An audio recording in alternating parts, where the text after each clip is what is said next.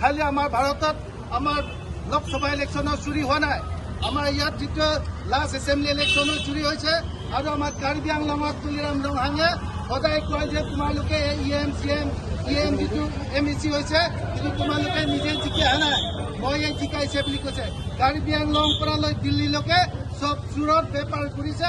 Election যিটো constitution আমি ৰক্ষাৰ স্বাৰ্থত আজিহে আমি প্ৰয়োজন কৰিবলগীয়া হৈছে। আৰু কংগ্ৰেছ যিটো পাৰ্টীয়ে সেইটো জাষ্ট আৰম্ভণি। ইয়াৰ পৰা আৰু আমি কোনে ৰাস্তাই ঘৰে গাঁৱে আমি এই সংবিধানটো ৰক্ষা কৰিবৰ কাৰণে আমি আগবাঢ়ি যাম, এইটোৱে আপোনালোকক জনালো।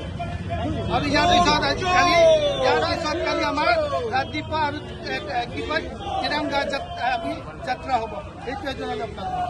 Thank U.